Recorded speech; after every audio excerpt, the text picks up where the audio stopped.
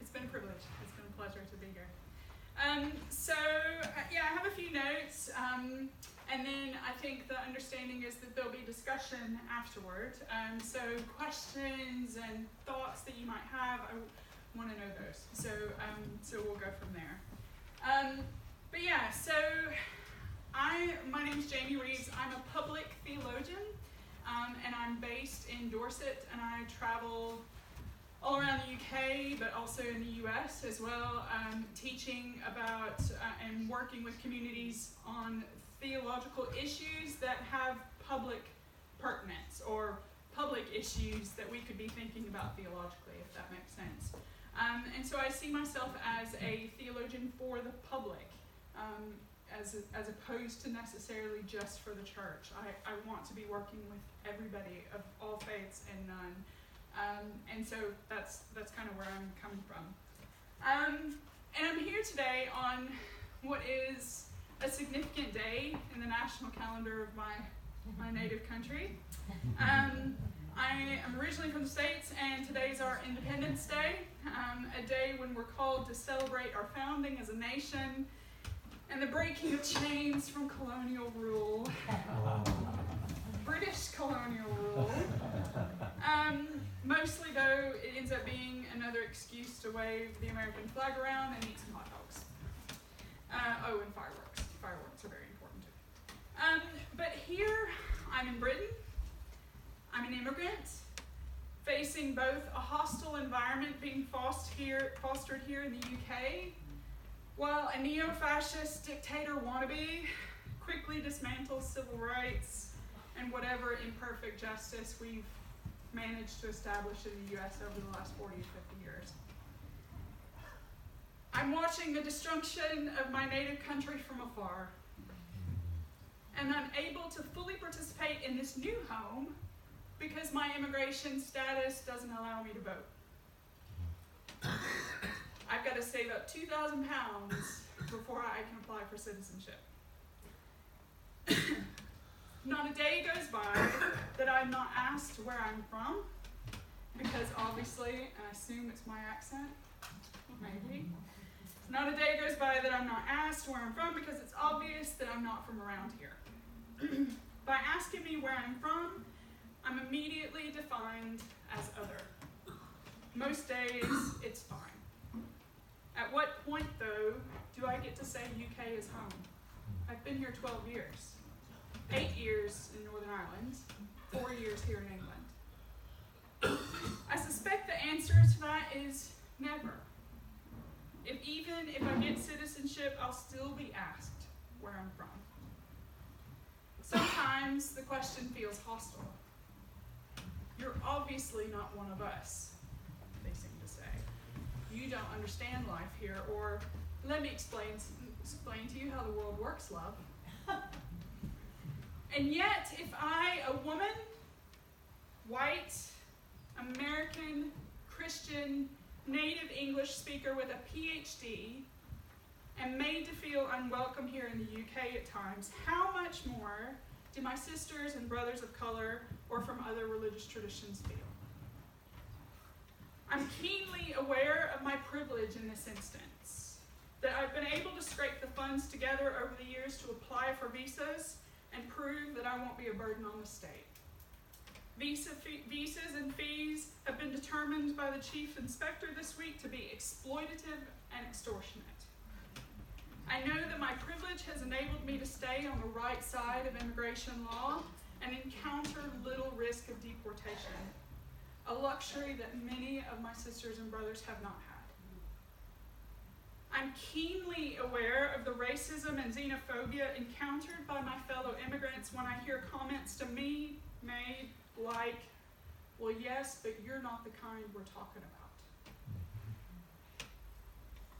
It's this hostility and the hostile environment created by the Home Office and xenophobia that we're seeing around us that's led to horrific policies affecting well-being of immigrants across the UK. One of the latest iterations of this is the Windrush scandal, it's already been mentioned tonight, whereby the legacy of British colonialism and promises made appear to have been conveniently ignored and remain unresolved.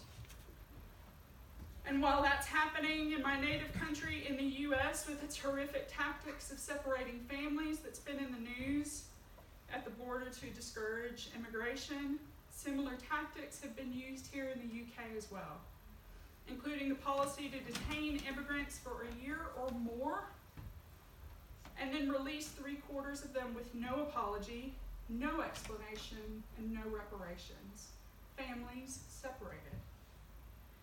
Aditya Chakrabarty in The Guardian writes, "It's a form of opportunistic gambling with people's lives, to bring them in, to bang them up, and then see if you can drag them onto a seat on a plane and deport them, where they'll no longer be your problem. And if that doesn't work, well, you've given them a hell of a scare." Chakrabarty continues by saying that there's a thin line between justified outrage at what's happening in the US and hypocrisy. And you cross it when you don't examine that outrage as being perpetrated in your own name. And to believe this era of demeaning and dehumanizing others only began with the Brexit vote is to commit to flawed history and failed politics. This commitment to a flawed history and failed politics serves to create the hostile environment being cultivated in the UK and in the US, and in other areas where we see a rise in the far-right rhetoric. And it's happening across the world, but in Europe especially. Coming home to roost are colonial legacies and ill-conceived foreign policies defined by an overarching idea of white supremacy. And instead of saying, "We were wrong, let's fix this," and dismantle abusive structures, our nations have doubled down, tightened the borders, defined who's worthy of saving and who are animals, and continuing to perpetuate the destruction and hostility that started so long ago. So you may be asking, this is pretty political. I thought Jayme was going to talk about hospitality. But here's the interesting thing. I think hospitality is intensely political. And it's tightly linked to hostility. So let's break it down a little bit and see how. So, the Latin roots for hospitality, the first is this term, hostis. And hostis implied, back in the day, guest or host. So it's where we get host from, but it also meant guest. The original idea of hostis is that of reciprocity or equality by compensation. So a hostis is he who compensates a gift with a counter gift. And so hospitality becomes an exchange. You invite me, I invite you, I take care of your family, you and I take care of yours, right? And guests were treated with respect because in ancient cultures, a guest could have been a powerful being, a god, an angel, in disguise, testing the righteous. And in this way, welcoming a guest was a sacred ritual because you just never really knew who that guest was. But there was a shift within the Roman Empire and under Roman law, and the term hostis evolved as culture evolved. And it changed, meaning not guest, but stranger, which is a difference in term, right? And a stranger that potentially brings threat. So toward the end of the Roman Empire, it began to be applied exclusively to enemy. So now, not guest, not stranger, but enemy. Signaling a change in both the civic and the national attitude toward the stranger. So now, from hostis, we now have hostility. Hostility and hospitality, two seemingly contradictory concepts and worldviews that come from the same root. The second word, or root of the word hospitality, is this PET, the pet part. And that implies master and carries with it connotations of identity. You are welcoming others into a space into which you have mastery. It is yours. It's not everyone's. It's your space. It's not a free-for-all. It's something with boundaries, and it's defined, into which people are welcomed. And it can be virtual, it can be physical, it can be a home, or it can be someone's presence, right? But similarly, if you're a guest, it's you, not everyone, who's been welcomed, and to whom invitation has been given. The important part of this root hinges upon identity, and I think that remains unchanged on the whole, but is either forgotten or overlooked. And then a later development saw the combination of hostis and that pet root. And put together comes the root of the term that we use for hospitality now.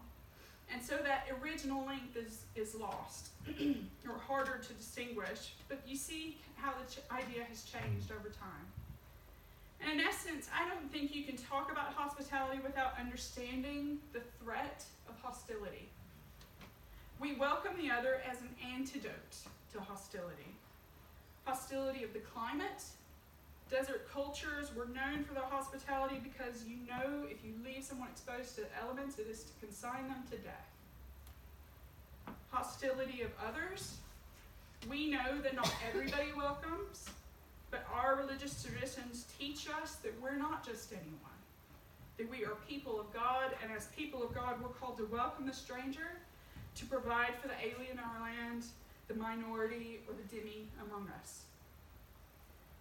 And if that's not political, I don't know what is. John Caputo says, what hospitality means is simple enough, welcoming the other. But when we talk about hospitality these days, it's usually limited to inviting friends and those whose company we enjoy and from whom we can expect reciprocity, or people whose favor we're trying to curry. But he goes on to say that if hospitality is what we say it is, welcoming the other, then ought it not be a matter of welcoming those who are unwelcome and extending beyond our friends to our enemies? Again, that's political, and it's radical. As a side note, I have a little pet peeve about the term radical hospitality, because I think hospitality is radical in itself. And so if we're talking about radical hospitality, then what we mean by hospitality isn't really hospitality for me. Yes, hospitality is tea and biscuits, it's shared meals, it's providing a bed for somebody, and all of that I don't want to denigrate. I don't want to say that that's important, because it is. It's immensely important. But it's so much more. Hospitality is political because, in the words of the great Henri Nouwen, it's provision of safe spaces for strangers to express their culture, to sing their own songs, to speak their own languages, and to dance their own dances. Welcoming the other is to be open and available to their needs, to recognize those needs, and ultimately, it gives them legitimacy. Think about it.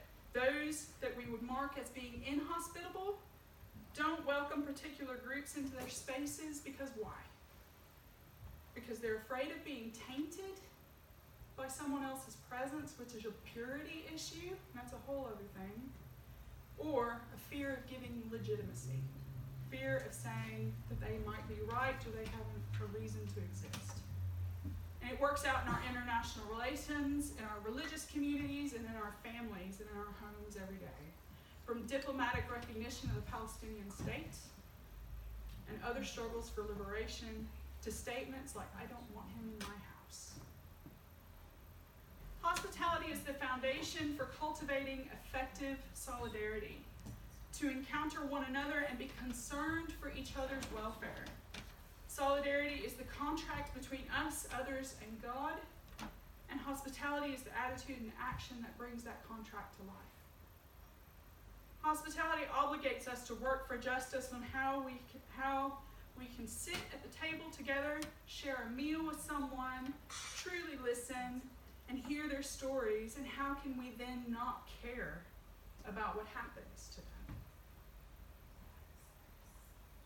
Philosopher Jacques Derrida says that hospitality is not merely one ethic among others, but ethics par excellence. So he says, hospitality is the foundation of all ethics.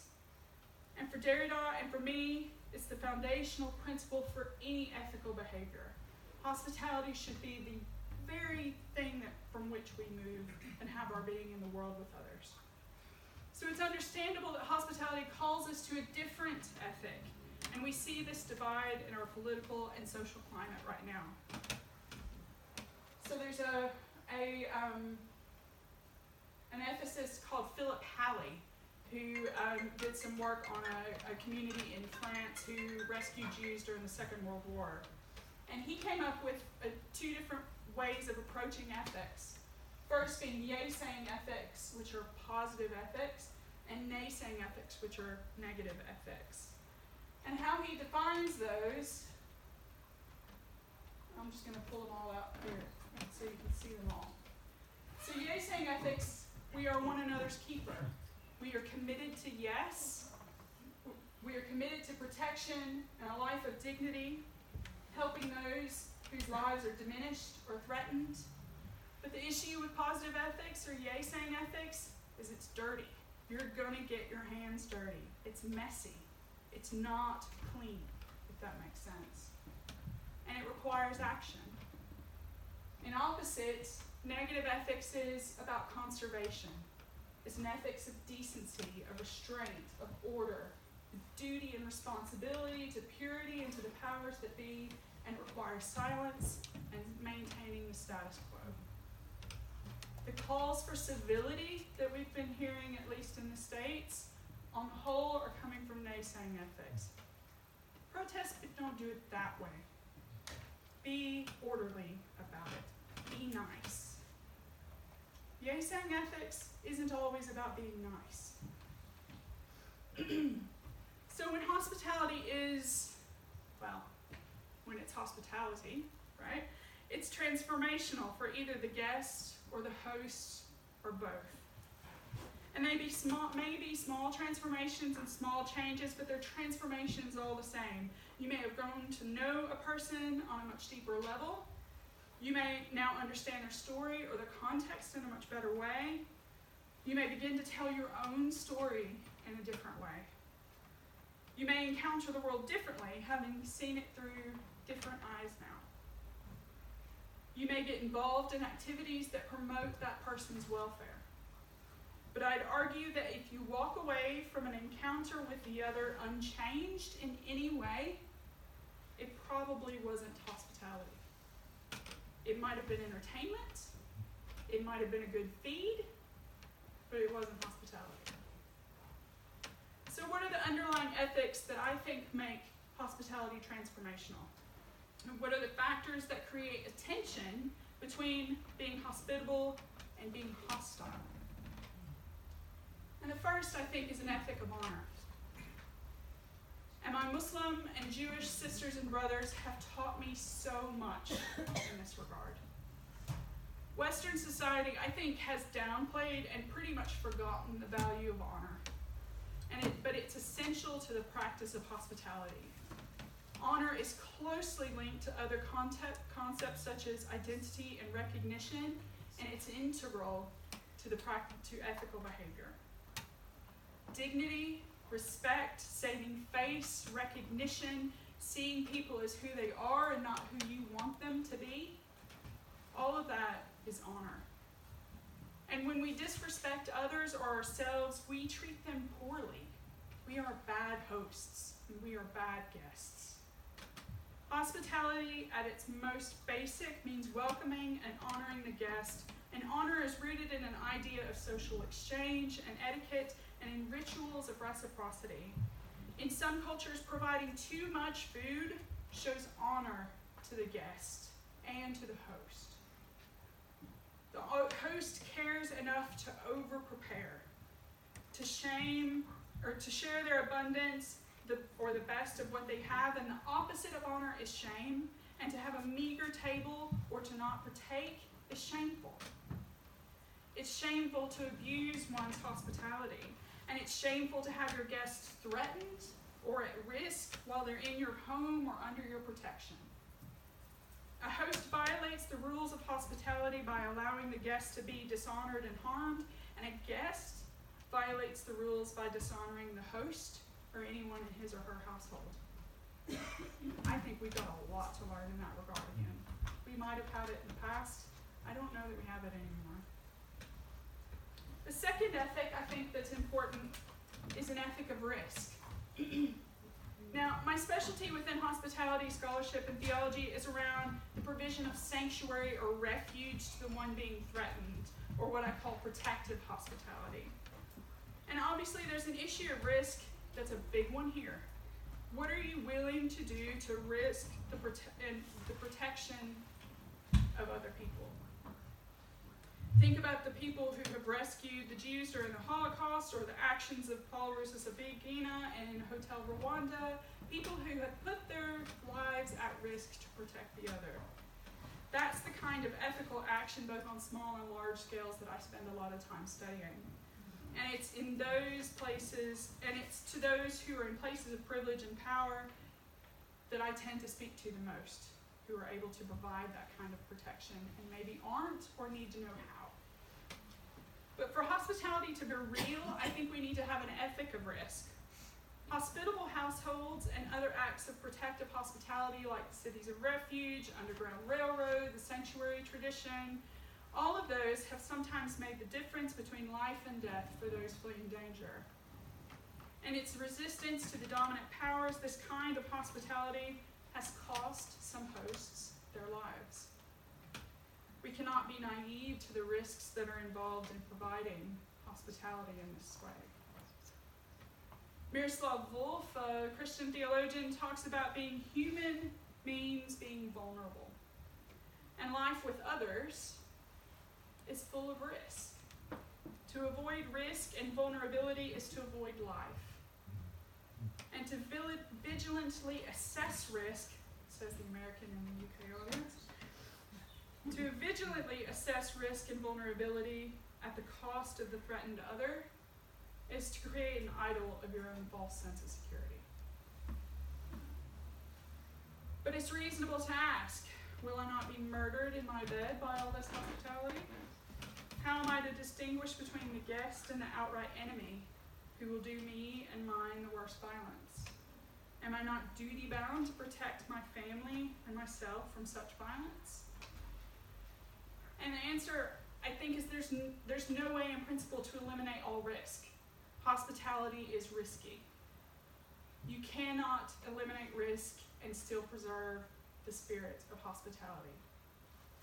It's messy, it's unpredictable, and nothing is guaranteed. And you know what? You're gonna do it badly. It's just gonna happen. It's not in the avoidance of risk, but in considering how risks should be encountered, negotiated, and managed. We don't enter into the practice of hospitality blindly or unprepared. It is a muscle to be exercised like anything else. And lastly, I would say we need an ethic of power. Where we are aware of our power and of our obligation to use it for those around us who are struggling to survive and to thrive. Recently, I wrote an article for a journal about Sarah, Abraham's wife and matriarch of the Jewish and Christian traditions. I'd never really done anything on Sarah, and I'm a bit ashamed to say so. I'd written on Abraham as the patriarch of the Abrahamic traditions and spent a lot of time on his, the hospitality that he showed to three strangers, that kind of stuff. But I'd never really paid much attention to Sarah. And to be honest, once I did, I didn't really like what I saw. As a theologian trained in feminist and liberation methods, my reading of the text has always been eclipsed by Hagar, Sarah's slave and surrogate. And those familiar with the story will know that Sarah gave Hagar to Abraham to have a child for her because Sarah couldn't have her own. And Hagar got pregnant, had Ishmael, and later Sarah was able to have her own child, who was Isaac. At least this is how the Christian and Jewish traditions tell the story. But feminists focus on Hagar because of her ill treatment. Her story is what we consider to be what we call a text of terror, texts that highlight abuse experienced by women in the Hebrew Bible. And those of us interested in justice are attracted by her story and her experience. Being aware of Hagar and her oppression shows how woke we are. Now, there's a theological school of thought that's called womanist theology, and it's theology that's done by and primarily for African American and Black women. And their work calls for white people and other people of privilege, white women in my case, to see themselves as the oppressors in the text, rather than relating to the oppressed or to the underdog. And they ask us to name and acknowledge the power and the privilege that we have. In my case, whiteness, and how that affects how we read the text. So forgive me if this starts to sound a little bit like a sermon, but I want to dig a little deeper here. Because I think this talks about our propensity to create and sustain hostile environments, as well as our practice of hospitality through creating safe spaces for each other. I also want to acknowledge, as I said, that the Muslim tradition tells this story differently. As Hagar is considered a matriarch of Islam, a woman given honor, dignity, and respect, and it's her story and the birth of her son Ishmael that the tradition arises and that the prophet, peace be upon him, comes from. But in the Christian and Jewish tradition, the story is told differently, and that's what I want to focus on here. So if you haven't read the story recently, I'd really encourage you to go home and read it tonight or tomorrow. And Sarah appears at the end of Genesis 11, and then the Hagar encounters are chapters 16 and 21. So now I've said that Sarah is the barren wife of Abraham, who is a slaveholder, and Sarah forces her slave Hagar to serve as surrogate for her without Hagar's consent. And despite Hagar succeeding in what she'd been asked to do, she got pregnant. She's violently abused and flees for her life. Hagar has become a runaway slave, pregnant with her master's child. And what happens? God appears to her while she struggles in the desert and commands to her to return and submit. Let's park that a minute. First, Abraham and Sarah are held up as exemplars of hospitality, but Sarah treats Hagar so harshly, so violently, that Hagar runs away, heads south toward her home in Egypt and toward freedom. And Abraham, he does nothing. He is complicit in his silence. He has said to Sarah, she's yours, do what you want. And so Sarah does. And we have the first of two stories of Hagar in the desert because of Sarah's abusive use of power. An abuse of power that endangers the life of not only Hagar but her child. If womanist theologians ask me, a person of privilege, a white woman, to see myself as an oppressor in this story, then I am Sarah, not Hagar. And that's deeply uncomfortable. Sarah never once speaks to Hagar in the text. She never once calls Hagar by her name. Hagar is always her or that woman. Sarah never once recognizes Hagar's need, her agency, her identity, or the fact that Hagar has succeeded in doing what was demanded of her. Sarah's lack of care toward Hagar in comparison to her own gain is frankly astonishing when I started looking at it. And womanist theologians ask me to consider where or when might I have done the same. But back to God's command to Hagar to return and submit. As a feminist theologian, I have serious issues with God who tells a woman or anyone being abused to return and submit to their abuser. That, for me, is not okay. And historically, this text has been used by slaveholders and racists for centuries to justify their oppression. See, even God says it's okay. You're supposed to return and submit. This text has been used and read through a lens of whiteness and white supremacy for centuries, with Sarah and Abraham as heroes and Hagar as the uppity, insolent slave needing discipline. It's quite disturbing when you really look at it, but then a lot of biblical texts are. But womanist theologians read this text differently. Unlike in Exodus and Deuteronomy, where God is interested in liberation and is talking about freeing Israel, God doesn't seem to be interested in liberation here, but in Hagar's survival.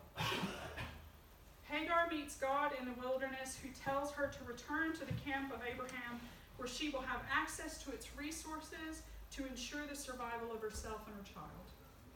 And so she does. And then, about 14 years later, it happens again. Sarah finally has Isaac, and she sees Ishmael as a threat to Isaac's inheritance, since Ishmael is technically Abraham's firstborn and is marked by the covenant through circumcision. And so she casts them out, which was against the law, by the way. So once again, Abraham is silent in his complicity. And once again, Hagar and Ishmael are in the desert, lost and approaching death, and encounter a God who once again directs them toward survival, but this time toward liberation as well. So there's a note to make about the context here that I think is important. Surely it's no coincidence that the narrator chooses Genesis 16 and 21 to detail an act of profound inhospitality, profound hostility, perpetrated by Sarah with Abraham's consent and complicity. As readers, we have just read about Sarah's abuse of Hagar in chapter 16, and then Abraham's extreme hospitality to the three strangers in Genesis 18, and then profound and disturbing narrative of consequences of inhospitality again in Genesis 19, the Sodom text, and then Genesis 21, Sarah does the same thing again. So it's these stories of hospitality almost bookended by Sarah and her hostility. Sarah knows full well the dangers of turning people out into the desert, denying them hospitality, and without protective escort. Whatever hospitality Sarah has had toward others is certain hostility toward Hagar and Ishmael. This is despite the fact that if the timeline of the text is to believe, Hagar has been with Abraham and Sarah for over 30 years, and Ishmael has grown to a young man of at least 14, if not older.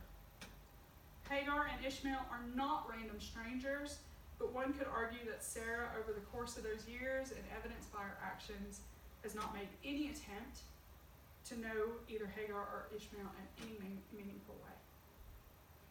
So why do I go into all this detail about this particular story? It's fresh in my mind first, but second, because I think building a hospitable ethic of power means that we need to remember that those who are focused on sheer survival have little or no time or energy to also carry the burden of their own liberation. Most of the time, it's all they can do to survive.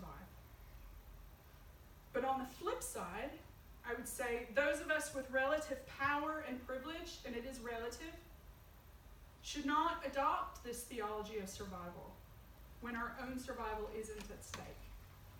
Because doing so allows us to abdicate our own responsibility and perpetuate that role of Sarah. For us, it's not about survival, but about spending our energy toward working for liberation for those under that weight of fighting for their survival.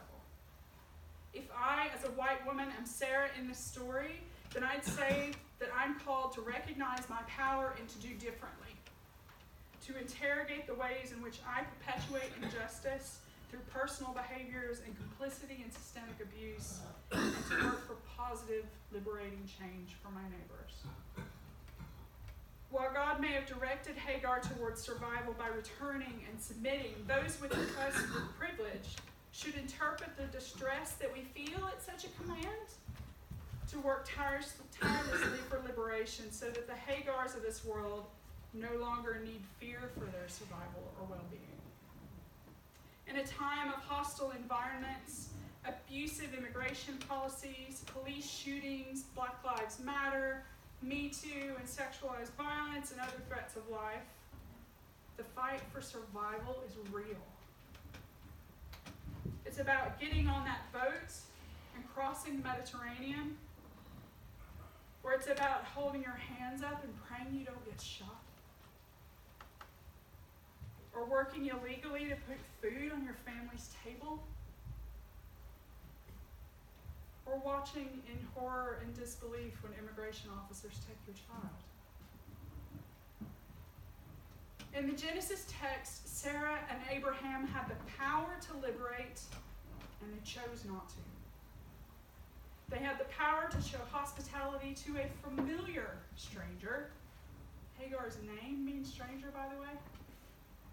The one amongst them that they hadn't ever bothered to take the time to know. But they didn't. The text implies that if we're concerned about liberation, the responsibility lies with those who have the power and the privilege to bear witness in their lives and their communities to a different story.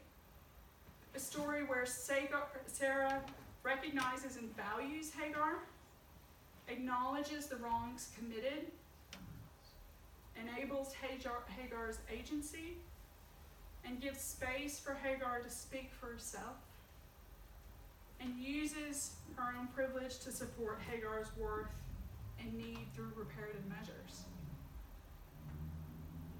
So, I end with this. Let us open our eyes to our own privilege. Let us read our sacred texts with new eyes, sensitive to the experiences of those who are struggling to survive. Let us acknowledge our past and work to repair by ceding power over and assuming power with. Let us care. Let us welcome and show hospitality. Let us recognize and know each other, to know each other's names, and in so doing, create a better world for our neighbors